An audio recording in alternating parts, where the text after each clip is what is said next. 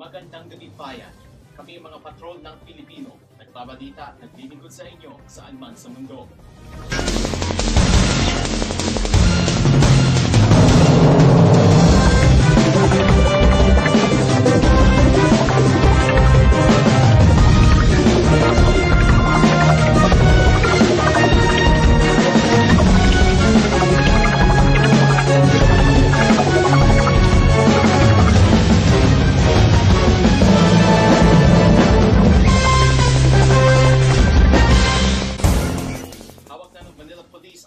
Suspect sa pagpatay sa may bahay ng isang DepEd official at kasambahay nito sa Santa Ana, Manila.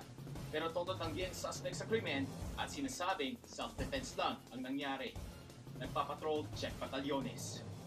Tanghali kahapon nang matagpuan ni Director Ponciano Mengito, Assistant Director ng DepEd NCR, ang bangkay ng kanyang asawang si Lucita Mengito, 53 anyos, at ang katulong nilang si Jennifer Magtulos, 18 anyos, sa kanilang bahay sa Santa Ana, Maynila.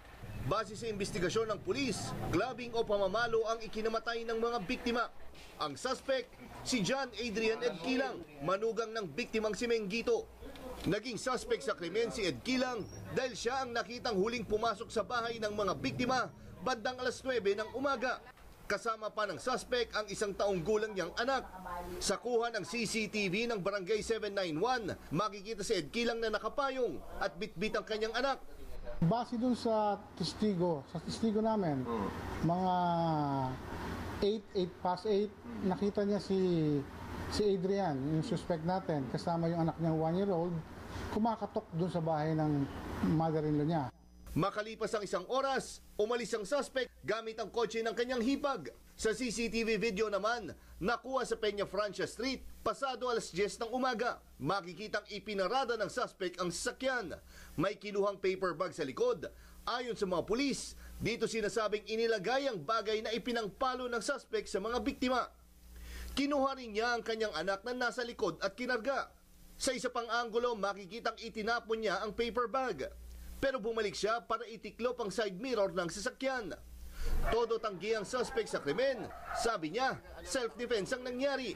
Nakita ko from a mirror na may hawak siyang kutsilyo. So from there, nag-struggle na kami. Ipinaliwanag rin niya sa amin kung bakit di siya tumawag ng pulis. Ako ang magiging number 1 suspect eh. Nataranta na nga ako eh. Panic na ako. Si Edquilang din ang nagturo sa mga pulis kung saan niya itinago ang sasakyan na halos 2 kilometro ang layo sa crime scene. Ilang ebidensya ang nakuha roon ng mga pulis. Inihahanda na ng PNP ang kasong double murder at carnapping na isasampa laban kay Edquilang. Jack Batalyones, ABS-CBN News. Nagkakaubusan na ng gamot para sa sore eyes sa ilang mga butika. Kaya hindi mo ng Department of Health ang mga kumpanya ng gamot na magdagdag ng stock. Nagpaalala rin ang DOH na huwag basta-basta magpatak sa mata ng walang reseta ng doktor. Nagpapatrol, Doris Bigornia.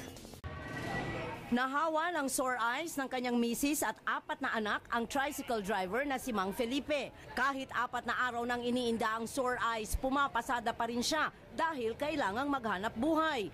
Pero matindi na ang iritasyon, bibili sana siya ng pampatak sa mata. Pero out of stock eh, mga 3 months. Sa dami ng nagkaka-sore eyes, nagkakaubusan tuloy ng over-the-counter na eye drops. Sa butikang ito sa Pasig, 3 piraso na lang ang natitirang gamot na kailangan pa ng reseta ng doktor. Ayon sa pharmacy, di bababa sa 50 pasyente ang naghahanap ng gamot para sa sore eyes araw-araw. Iba, namimilit. Kung pwede, oo, kahit walang reseta, hindi po talaga pwede mag-dispense. Aminado ang DOH, kulang talaga ang supply ng eye drops ngayon. Ang dahilan ba't di sila nag-stock ng marami? Kasi, well, nasisira lang. Hindi nabebenta. Kasi ini-import yung gamot na yan eh. Paalala ng DOH, hindi mabibili ang eye drops na may antibiotics ng walang reseta. Ang mga over-the-counter na eye drops makakaginhawa pero hindi magagamot ang sore eyes. Kasi baka mali ang ipinapatak sa mata na, if there's one sensitive part sa katawan natin, mata yun, na mahirap maging o baliwalain. Karaniwang sintomas ng sore eyes ay ang pamumula at pangangati, parang may buhangin sa loob ng mata at paghapdi. Minsan namamagari ng mata o di kaya'y nagluluha. Kapag nakaramdam ng ganyang sintomas, pumunta agad sa health center o ospital. Virus at bacterial infection ang kadalasang sanhi nito. Para iwas sore eyes, Hygiene. Yung iwas ang pagkusot ng mata. Iwasan mo may sore eyes. The same way kung ikaw naman may sore eyes, I mean, you limit your movement nang sakay hindi ka rin makahawa ng iba. kusang mawawala ang sore eyes pagkalipas ng 5 hanggang 12 araw. Pero sa tamang gamot, kaya itong labanan sa loob lang ng 2 araw. Doris Bigornia, ABS-CBN News. Buhay na buhay ang basketball fever sa bansa dahil ngayong Sabado na darating si reigning MVP Stephen Curry ng Golden State Warriors. Sa Jones Cup naman, nakabawi ang Gilas Pilipinas matapos talunin ang New Zealand sa overtime kanina. Nagpapatrol, TJ Manoto. Binalik for 3, the beat. Dikit sa first quarter ang Gilas at ang Wellington Saints ng New Zealand. Finishing. Pero sa second quarter, umubra ang size advantage ng mga big man ng New Zealand at lumamang pa ng 10 sa halftime. Natapyasan lang ng Gilas ng 3 ang lamang papasok ng fourth quarter. 7 on the shot clock. Pero sa fourth quarter, rumesbak ang mga veteranong sina Asi Taulava at Dondon Ontiveros. 15 on the shot clock, all the way, and that's 2. Si Jason Castro ang nakawala sa dying seconds para itabla ang laban. Splits the defenders, kicks it up. At sa magandang depensa ni Mark Pingris, napuwersa ang overtime, 78-all. To extra time. Kasama niya si Ping, Sa Taulava, overtime, Ontiveros. nag-take over ang 38 anyos na si Ontiveros. Ontiveros for 3. At bumuhos pa ng 11 points na may baong 3 tres. Got it! Norwood. Panalo ang Gilas 92-88. Bukas, makakatapat nila ang USA Select Team. For the Cebuano hotshot. Tuloy-tuloy naman ang NBA fever sa bansa sa pagbisita bukas ni NBA MVP Steph Curry.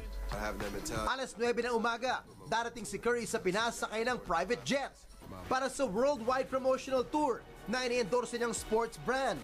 Agad siyang pupuntang Makati para sa isang press conference. At saka dediretso sa MOA Arena para makasama ang Pinoy fans. Alas 6 ng gabi, aalis agad si Curry papunta naman ng China. Ibabahagi ni Curry sa mga Pinoy ang kanyang inspiring story.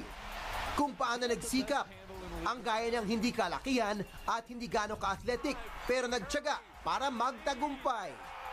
TJ Manotok, ABS-CBN News. At siya ang mga balitang nakalat sa aming mas malawak na pagpapatrol.